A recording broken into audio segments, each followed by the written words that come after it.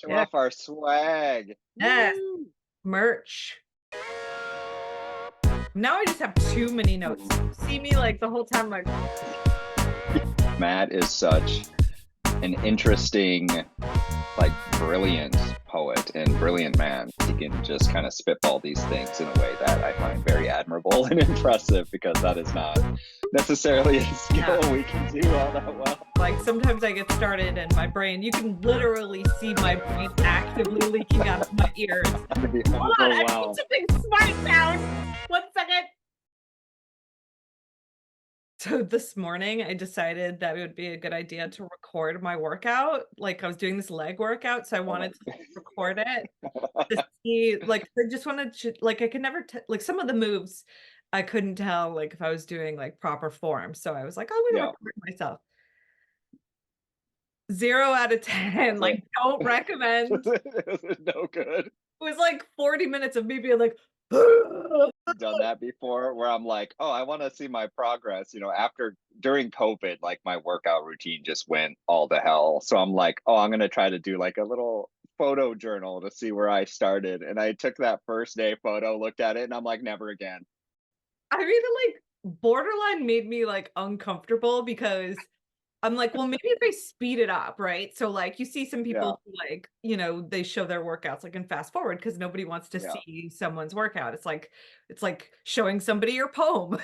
There was like the sumo squat jumps or whatever, like in fast forward. Yeah. I mean, you could just, in your mind's eye, I could see me sumo squat jumping it like very in fast motion and what that might look like. I've recorded myself, like I have a little standing like punching bag thing. So I've recorded myself like hitting it just to see like form and stuff like you were doing. And it's like each of my body parts is moving at a different speed and I hate it. I'm like, I don't understand. Like my arm is moving fast, my chest is slowing down. Everything below my chest is like at half speed. I'm like, why is everything not in sync? And then yeah, and then there was like an ab component at the end, and then I was just like, okay, yeah, this is getting because I'm like all chins, like it was it's always good to try new things. Thank you, everybody, for being here. Welcome to Table for Deuce, where we shoot the shit about all things lit. With me, of course, is Kate Hanson Foster. Kate is the author of Midriff and most recently of Crow Funeral, and of course, co-host, co-founder of Table for Deuce. And the roasty bio for today is both hilarious and true. Kate has a Japanese kanji lower back tattoo. Like that is just, I don't even have to create a roast. That just speaks for itself. I remember the time I told you about it because it was like, oh God, what time is the right time to tell your half Japanese friend that you have a lower back Japanese tattoo? When, yeah, you had to establish the friendship first. If you would have led with that, like we would not be here today. I'd be like, oh, this person, no thank you. Full disclosure, I got this tattoo, I think on my 18th birthday, like total impulse decision. And this is the 90s, right? Where like lower back tattoos, Oh yeah. especially like Chinese and Japanese characters were like super cool. And I chose mine because I liked the way it looked. I didn't really care so much about the word, but it supposedly means power. And Yeah. and so then that's just that it's just so many levels of problematic. Every day I wake up and I just throw myself into the garbage bin. Just Do you ever forget it's okay. there and Yeah. just occasionally see it and be like, oh my God, yeah, I got that. I mean, I don't know if the place was reputable or anything, but it's got like that faded sort of green look to it now. It was once black, so it keeps getting sexier and sexier with age. And then like every once in a while, my kids will see it and they're like, "Mom, like, why do you have a tattoo on your butt?" I'm like, "It's not my butt." It's lower back. It was And a then when thing. we gotta Truly amazing. own our decisions sometimes. I have to confess that today I did not write a roasty bio because in my process Mhm. of stalking you, which I do for the show. I came across your artist statement on your website, and I Oh, was blown away. I thought it was so beautifully written, so I was wondering if I could just read that. It's like with everybody, especially like in poetry, the bios, we have our bios memorized for each other by now, but it's always mhm. like, this is where I've been published, and these are my books, and like, but this Yep. such an interesting artist statement. So I wanted to read it because I don't know, I just thought it was really beautiful. So I'm gonna read it. Auto-antonym, an artist statement. Intentionally or not, often by fault of memory, I lace every line with a lie. I'm sorry if I misled you, even though writing should be an acceptance of and rage against everything we know to be true. Cleave, for instance, a meaning and its opposite caught in one word. Absurd and complex, like every person we've ever met. Auto-antonyms, words caught in conflict with themselves, and within that conflict, I lay my writing. I put my piece upon the place where tear apart can also mean put together. Biracial, lingual, from Japan to America, son and father, I live in two worlds and belong fully to neither. This gives way to various tensions one must attempt to reconcile. As I age, however, I think reconciliation isn't what I'm after. I think I crave the tension to lay roots in the gray between, pull from both sides the sustenance required. My grandparents fought on opposite sides of the war.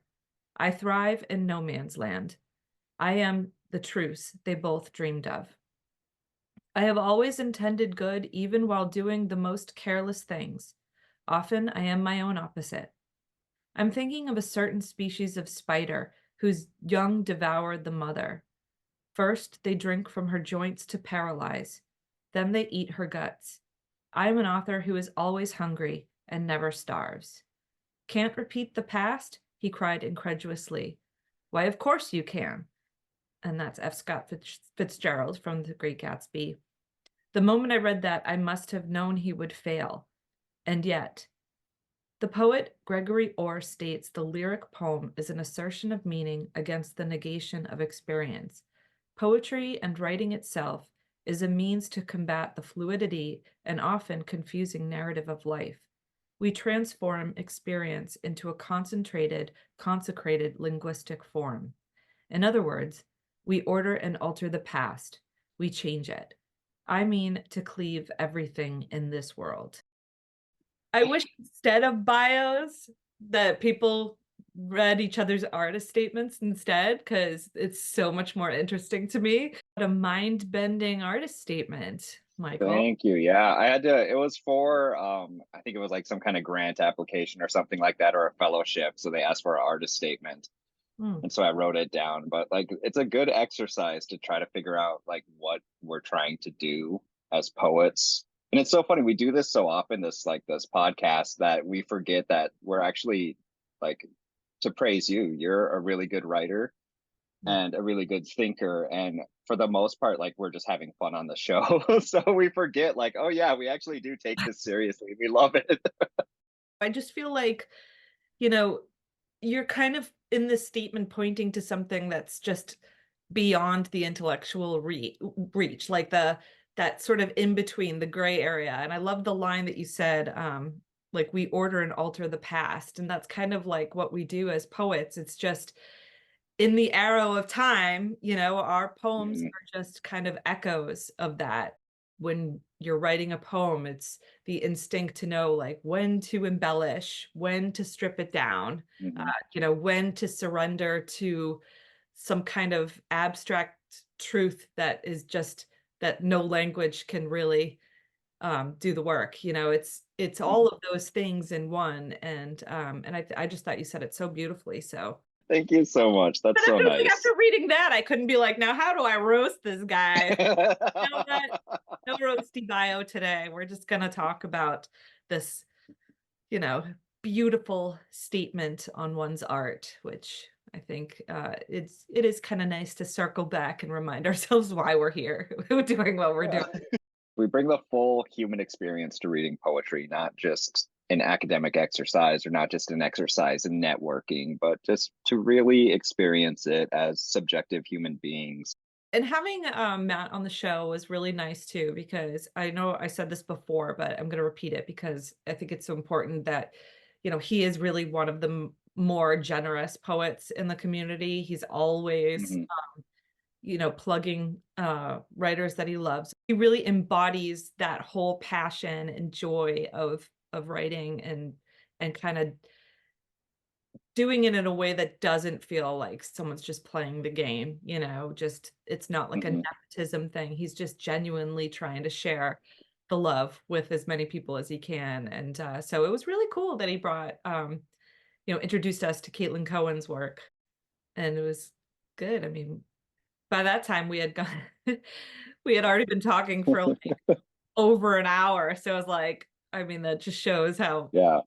much we love what we do because it's like, okay, and now let's take on this poem, happy everything. And Yeah, and that just proves Matt's generosity as well. Like to come on this and spend a good 2 hours with us just talking about poetry, knowing that it does nothing for him. Like this is not like this is some kind of big boost to his career or writing, but just that he enjoys talking about poetry and literature as much as we do, and that's a amazing thing to have. And he is obviously the like the term literary citizen, literary citizenship, all that stuff is, I remember first hearing that and I really connected with it, the idea of that we're in service to each other and things like that. And he exemplifies that in so many different ways to his students, to his fellow writers. So it was a real pleasure to have Matt on the show and listen to him and learn from him. I know he's already a pretty big deal, but if he I hope he remembers us on the when the time comes when he's at the tippity Yeah. top. But Yeah, this is gonna push him over. This is basically his first step to rock stardom. This is it. Enjoy part two of our interview with Matt Miller. Enjoy his poetry. Support the poets we have on the show or discuss by looking into their work, and buying their books, and all that stuff. So enjoy, everybody. We should transition into the toast or roast section. I think so. I think out of everyone I know in the poetry community, you are such a huge champion of other poets. You're super generous. You're always kind of making sure that other people can step up to the mic and you're plugging up people all the time. And so I knew when we asked you to bring a poem to the table that you were going to find something really good to talk about and bring a new poet for us to kind of deliberate. Yes, I mean, so Caitlin Cowan is a poet I've known for a bunch of years. I met her at Sewanee like 2015 and was really impressed by her work. She's a poet out of from the Detroit area, Michigan area. And I love her stuff. Really smart. She actually has this great, you guys did pop poetry stuff, pop culture poetry in your last special, and she has this great blog on pop poetry. Really cool. So if you ever have anything. I'm on the mailing list for that. Oh, awesome. Yeah, it's really cool. This I remember reading her manuscript, like a version of her manuscript like 5 years ago, 6 years ago. And I was like, wow, man, I was just told I can't wait for this thing to get out there. And now that it finally is, I'm really excited. There's so many poems that I wanted to read from, but I was like, I'm gonna take the one that I'll be less nervous reading about because it's a little shorter. But there's some great poems. He does some great stuff with form um, and erasures and figures, but I just thought I'd read this one because it's fun. She got a great poem and I didn't know how to read it. You need two people. It's called Jeopardy, and she's in this bad marriage where she's watching Jeopardy with a man she will eventually break up with, the husband will break up, and like answering the questions but quietly so that he doesn't feel emasculated by her intelligence and smartness and knowledge. And it's a great kind of call and response type of poem. So happy, it was Caitlin Cowan's, that's her title. That's Happy Everything's the name of the book. It's her first book, just came out um, with Cornerstone Press. Happy Everything, Caitlin Cowan. In Mama's nightmare, she's young again. Her wedding unfolds at the local McDonald's. The groom is her youngest brother, who carves a wizened pumpkin and mutters his snot-nosed vows. Christmas lights spatter the walls like buckshot. Her guests ransack cornucopias and tear at glittered valentines. They soap the windows, happy everything. So much to celebrate. Here is Mama's horror. She, the decorator, the spiker of punches and curler of ribbons. But when her hands petrify into gloves of pain, it is not a dream. The part where the parties end, where her husband leaves and takes the guest, is not, alas, the dream. She writes toasts for parlor ghosts, but thinks this is absurd. All the years eruptions of joy and hello stuffed in one dumb night. The terror is the awful party inside the party, the one where no one's left. It's not the lost house she fears, or its dining room ablaze with brandy, the windows fogged with a turkey steam. Instead, she sweats through the night under the threat of unlicked invitations, missed buttons at wedding feasts. Her bad dreams are the sounds of no one in her kitchen, neighbors potlucking on her rotten deck, silent and swirling their sangria, wishing its whirlpool would drown them. When I told her my young marriage was over, we were awake. She could still taste the envelopes on her tongue. I mean, I love the sort of, like we talked about, specificity of images, the the McDonald's, the Christmas lights, the dining room ablaze with brandy. I'm in that place. I remember that place in some ways. The windows fogged with a turkey steam. There's just, you guys, the sense of place, you put it in there, and it's a bunch of places that happen. Yeah, there's just this tension of like all the party, the things we're trying to make right, this life we're supposed to be leading, everything's supposed to, and it's going to look great, and we sell it to everyone in the world. Everything's happy, everything's awesome, we put it out there, and there's just all this bitterness underneath it, the loss, the show we put on that is not quite real, and the nightmare of that, and then like this idea, we're like, love that image, we're like, marriage isn't even, it's okay, I'm gonna do it again, Shakespeare. When Hamlet criticizes his mother for getting married and says that his dad's funeral feast fed the dinner party for the marriage of his mother to his uncle, like, that was how close the meal was, like it fell hard fast upon, but like the idea, like the wedding isn't even over and the mother can still taste the envelope, the glue from the envelopes sent out because it can happen quick. And I don't know, this whole like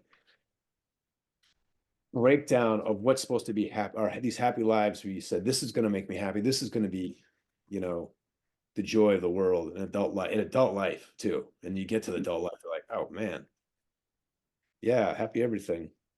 One of the things I really loved about this poem was the use of time. So it starts off, I love that opening line, in Mama's nightmare, she's young again, which is the opposite of what we think of as nightmares. We think youth, we think, that kind of effervescent young energy. And like that is the mother's nightmare here, is going back to that place. And I think that really kind of surprised me in like a really delightful way.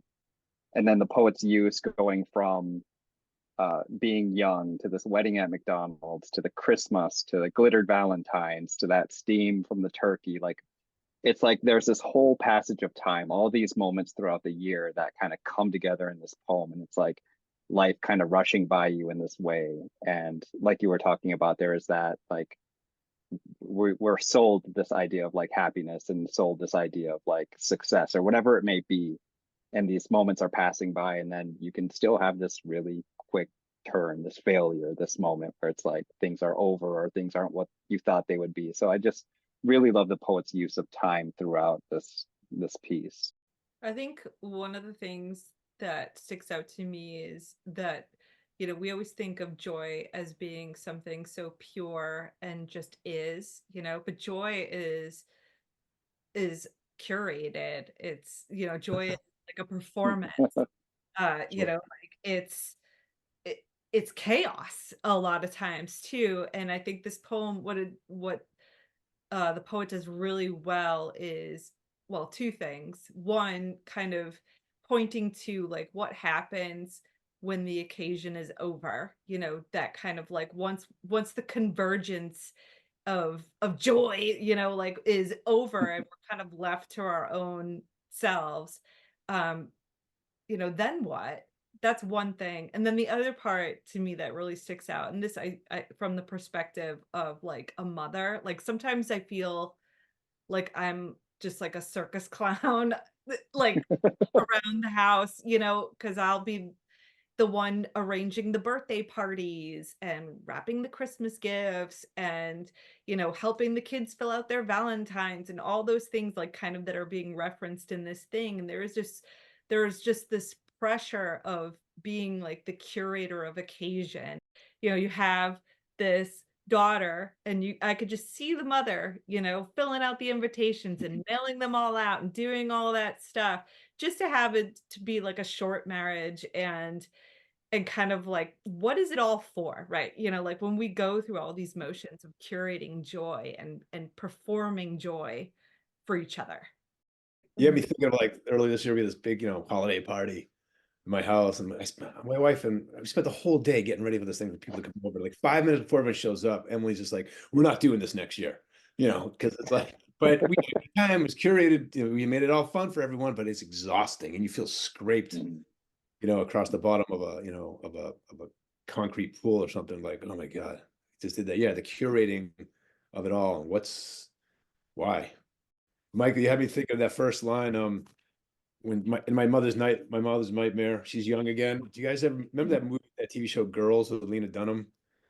Yeah. On Yeah. HBO years ago. I remember there's a great scene where Lena Dunham's just talking to her gynecologist about all this wrong stuff that's a mess in her life right now. And the gyno coach just goes, "You couldn't pay me to be 24 again." Because there's something about like, I don't need to do that again. I've done it and I'm not going back. But like, yeah, because that would be, imagine waking up and you're 17 and you're like, I'm good. Did this. Well, Yeah, maybe no, not. I've never had the urge to go back to my younger days. I mean, I had a good enough time living through it, but it's never what I want to repeat. Exactly. Yeah. I think it's funny too, like just in terms of dreams and stuff, how, you know, we take these sort of chaotic occasions and, you know, I personally reading through this poem, it's like I see it in my own brain. I see it in my own subconscious, like having all like a convergence of all these events, Valentine's Day, Halloween, Christmas, you know, all these things kind of just pummeling my subconscious like as I sleep and kind of making sense of that afterwards. But You always having to prepare for the next one after one is done. Seems like you wake up the next morning, all right, Christmas is over, it's time for a birthday, it's time for the next thing. And I think, and especially maybe in this culture, like a lot of that pressure is put on the mother, the wife, and for some reason, because they're expected to, maybe less so than they used to be, but it's still there. We're like, I have to keep doing this. Let's get some more balloon animals in here. Act 2 is coming up. well, I think it's funny Yeah. too. It's curious, I think, because you know, just like you said with Emily, like talking about it, be like, we're never gonna do this again. But you know you're going to, and that's the thing, is like there is some kind of weird like pleasure in it. It's grueling, it's tiring, it's a pain in the ass, but it also there is something I think like when I do that kind of stuff, I don't feel pressured to do it. So I mean I do, but I know that there is a part of me that just wants to like, and I think that, you know, joy is work. I think that this poem just the whole thing of being, you know, and especially encompassing it into this happy everything. It's very like sarcastic and just acknowledging kind of the absurdity and the lengths that we go to make sure that we all feel this sense of occasion. Yeah, sort of building on what you said, there's a sarcasm, but there's also a joy as you acknowledge the sarcasm. Happy everything, we're toasting. We know it's kind of BS in a lot of ways, but we are actually having a little bit some fun, even as we're understanding that it's all going to fall apart in a second. It's not a completely like cynical poem in any way. Yeah. I wouldn't say like like you said, there is a little bit of that edge, a little bit of bite, but it isn't mean spirited. It isn't cruel. It isn't cynical. And I like we haven't really talked a whole lot, and I think this can tie back into your poetry too, as far as like class and things like that. I think this is a poem that in some ways definitely deals with class. And I like we were talking about, there's always something new to kind of celebrate. And in this kind of like capital or like capitalistic, very like hyper like just intense culture of like buying or needing or whatnot. Like there's the extended period of like, as soon as one thing is done, even if something is 2 months away, you're preparing for that. Like the minute Halloween is over, you are preparing like Christmas decorations, Christmas music is out, and that keeps getting pushed. And I feel like that kind of panic almost and anxiety is in this poem. You can feel the heart racing of panic, like, Yeah. It's, you know, my wife Lydia, so we used to, for the kids, you know, we get presents, we wrap them, and then she would do a stocking, and she would buy like just very little things, you know, a little Pez dispenser, a little thing, but she would wrap everything in the stockings as well. So we would be up sometimes till like 3 a.m. And every year we're like, we cannot do this. This is so stupid. And finally, I've convinced her, like, it's okay if we just put things in the stocking. We don't have to wrap them. It's going to be all right. Like, they have that's not how we do it. That's the tradition. Exactly. Yeah, in the spirit of us sort of in like deliberation, I will bring up a couple of things because Michael, we kind of briefly discussed, or just we were chit-chatting back and forth through text Mhm. a couple days ago or something, and I was like, I think this poem is like a great poem to talk about like gender, like as we continue down the road having conversations. And he said, like, I think this is a great poem about like to talk about class and stuff, and maybe it's both, and I do think it is, but Think about what class women are regarded as sometimes too, even within a Mhm. economic class, there's second class. yeah, but I also think like, I mean, I'm assuming like it's kind of like the wedding at McDonald's and the, or like the potluck on the rotted porch, like these references that are sort of pointing to Mhm. what feels like a situation where like, and there's like a lost house, like that's another part where just there's some stuff happening, and it makes me wonder like why um the like this is a like this is a really interesting poem because it's about the poet, right? Like we get to the last line and it's like it's about a failed marriage, and I think the poet is like, or the speaker is pointing to the sort of loneliness I think that occurs in like when the occasions are over and you're kind of alone with like yourself outside of the occasion. Um, what does that mean? And it opens up kind of like a lot of room for thought. I got really stuck on the porch with the neighbors potlucking. I don't know why. It was like, what are they doing out there? Because it was like, the whole idea of like the nightmare, or like because she's like, in my mother's nightmare, there was like kind of this convergence of holidays, of occasion, all this stuff.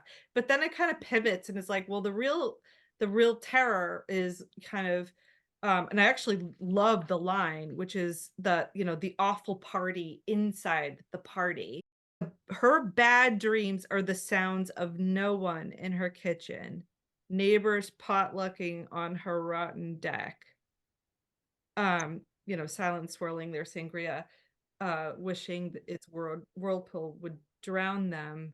Uh, I got a little confused, I guess, of kind of, because it's like, to me, the nightmare is dreaming up like this mother who's, she's the, maybe the matriarch who's always curating and creating these occasions, has the responsibility to make sure everyone's having a good time. But there's this kind of pointing to this other sort of, well, there is this nightmare of when the party's over, or when maybe the party is existing somewhere else. Like I didn't know I don't know, maybe you guys have a different reading. I got a little confused about the neighbors potlucking on the deck and what that really kind of meant. For me, I kind of read that as kind of a combination of, I don't want to say loneliness per se, but the idea of being left, like having either being by yourself. There's that line about the party inside the party where no one's left. This idea that everyone eventually leaves, like the husband leaves and takes the guests, is not, alas, the dream. And I feel like there are some of these ideas of being alone or being left by yourself. And I think that reference to the neighbors potlucking on the rotten deck, wishing its whirlpool would drown them. I think this idea that you are not likable, or you are not worthy of being around, or people leaving you, or things are eventually going to fall apart. There's a um kind of sadness or worry. I think it's not quite empty nest syndrome, but there's that idea, like, and then when it kind of ties in with the when I told her my young marriage was over, it's another kind of continuation of this, like leaving, and it almost like a legacy or family legacy or whatever. That's kind of the vibe I was getting from it. Her bad dreams are the sounds of no one. I think that stanza break is, I want you to sit on that for a moment. You know, like you're saying, Michael's like the sounds of no one. As much as this is a nightmare to deal with all this and curate all this joy, when there's no one there, and then I got, you're left alone with yourself. There's something terrifying in that too.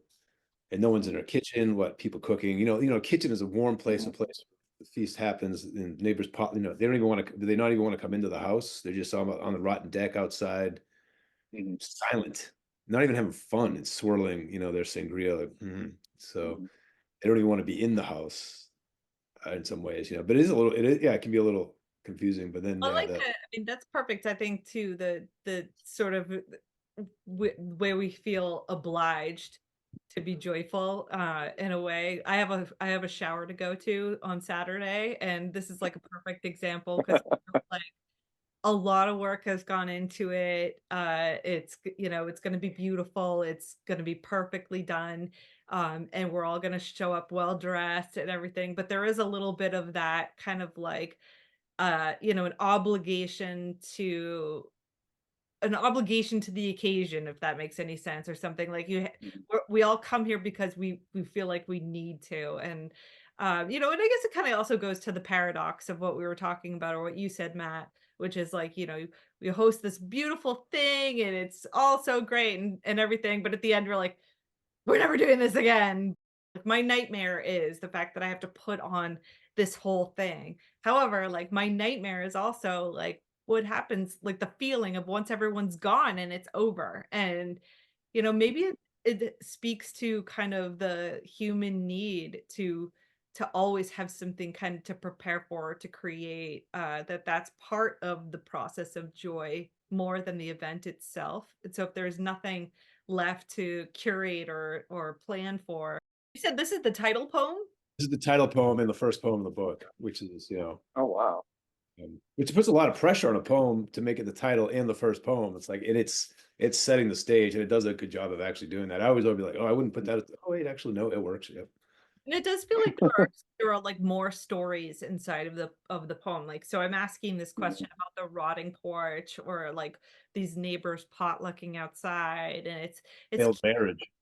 yeah, and the failed marriage. And it's definitely, I mean, there's so much more stories inside of the actual poem itself. Definitely introduces multiple kind of characters, if you want to call them that. And like the part where the parties end, where her husband leaves and takes the guests, it's not like my father, it's her husband. So there's an interesting kind of specificity there, as far as is it the father, is it a new husband, is it like, what exactly does that entail? So I think there's a lot that's kind of opens up. So I didn't know that it was the opening poem. I think that's fascinating. That kind of puts it into a different role, I would say. And I get that sense of like possibly what I want to call failure, as far as like, if like you said, if the husband leaves and then takes the guests, if this marriage that she helped kind of set up fails extremely, like if it's a young marriage, it fails. Like, what does that say about this mother character who is working on all these things where people aren't attending? There's no sound from the kitchen. They're outside on the rotten deck. Husband has left. Like, the person's marriage has failed. Like, all these things that are adding up, and nothing is sustained. And it's just kind of, the more I think about it, the more it like makes my heart palpitate. It just makes me like have a midlife crisis a little bit. All your parties were training for this one event. Your whole life has been training to make this wedding successful, and it just failed. And it's like, oh, yeah, and it failed early apparently, and just like it's heartbreaking a little bit. It's sad to think about, and like it kind of opens up these characters in this story. And there's a youngest brother, And does that imply more siblings because it's the youngest, not younger? Like, I mean, there's just kind of interesting things to kind of dissect. And have you read the book, like in the latest iteration? Yes. Yeah, and it Okay. unpacks a lot of these stories do get unpacked, and like, this movement through the marriage, especially, and the mother-daughter thing. And such a wonderful, there's a humor and a toughness to it too. And it's not like it's what was me, this work. It's like there's parts of where the narrator's feeling there's a victim quality, but never like it's always there's such resilience to it too, and just wonderful play of words and language and stuff. So the language for sure. I mean, the language choices are it's really, really nice. And I love that image of hands, like when your hands petrify. This idea of like when kind of a loss of purpose. The mother character, she was the decorator, the spiker of punches, and curler of ribbons. Like they had these roles, and they were kind of like the exciting roles, the kind of one that made things fun. And then when her hands petrify into gloves of pain, it is not a dream. I mean, there's these things that happen, you age and you're no longer kind of center of the story and the person that can bring fun, you're the person that gets left behind. That's a very real thing to say about aging, and specifically aging in this country, I would say. Should we give it the official treatment and cast our votes? So Matt, you get to do the honors. You can start off. You get to say if you toast the poem or you roast the poem. It's a Siskel and Ebert thumbs up, thumbs down thing. Yeah, we don't know where he's gonna go with this one. I will toast the poem. I wish I had something more stronger than this, but all right, Kate. This poem brought up a lot of things that I think about because I am definitely I'm the licker of envelopes in this house for sure. And I do think a lot about what even though I complain all the time, and it's funny, when we were saying like, oh, once one occasion's done, you think about the next one. And I was just saying, I'm like, oh, next we got Maeve's birthday's coming up and Easter. Enjoy it now because, eventually they're going to be off to college. They're going to be moving on, or, they're going to have their own families. And I'm not going to have this kind of prominent role as kind of the chaos creator of joy and all that. So I'll have to definitely toast this poem. I'm super interested in reading the book. I love that it's a title poem, even more intriguing. And I do think that these stories that are like invoked inside the poem itself, it's super intriguing. Definitely makes me want to read the book. I really like the poem right away, just upon first reading. And the more we discuss it and the more I think about it, there are very like interesting things to unpack throughout. And knowing where it is placed within the book itself, I think that's such a smart choice. I haven't read the book. I want to at this point. But yeah, I just think, like I said, the use of time I really loved. It feels like one of those cinematic moments in a movie where you see time kind of fluctuating in a way. Like I just see this person aging and going through all these holidays and being left alone. And you see all these kind of moments. And I really love that about the poem. I thought the language was interesting. I thought the pacing, the tone of it really worked for me. The line that you already brought up, Matt, the dining room ablaze with brandy. Like some of these lines are just beautiful. They really conjure like a color and an image and these sensory things. The local McDonald's, just all of these things kind of point to a very specific kind of mood and location for me. And so all of that just leads me to toast this poem. Like I really enjoyed it. It's given me a lot to think about as far as roles and family and all that. So really kudos. So thank you very much, Matt, for bringing this poem to our attention. Nice. Yes, we were talking about it. It was fun. So funny the absurdity of like the human mind too, that it's so relatable, I think, in the way that you take all these different things, these experiences and holidays and occasions and everything, and the way it could sort of like morph into your consciousness and sort of into a dreamlike situation where it's all happening at once. Just the absurdity of the whole thing, I think, is great and relatable.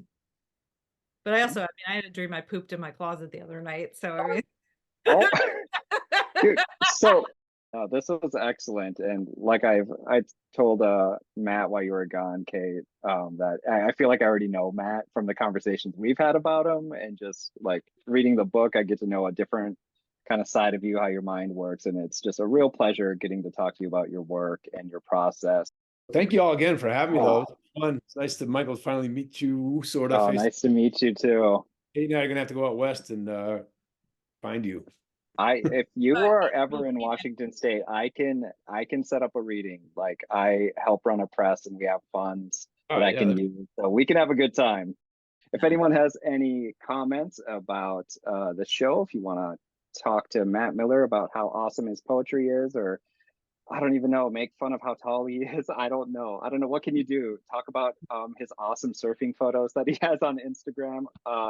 Email us at table4deuce@gmail.com. Let us know what you thought of this episode. Let us know what you thought of Caitlin Cowan's poem, Happy Everything, which we all toasted. But if you have a different opinion, let us know, and we will, all three of us, argue with you. So there you have it.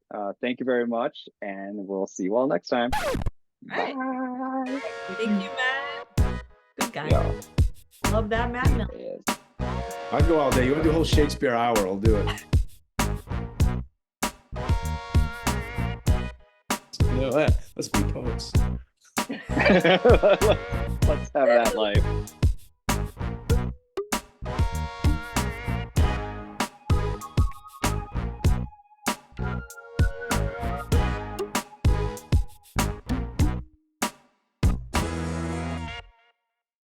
I look forward Fantastic. to how you make us look smart.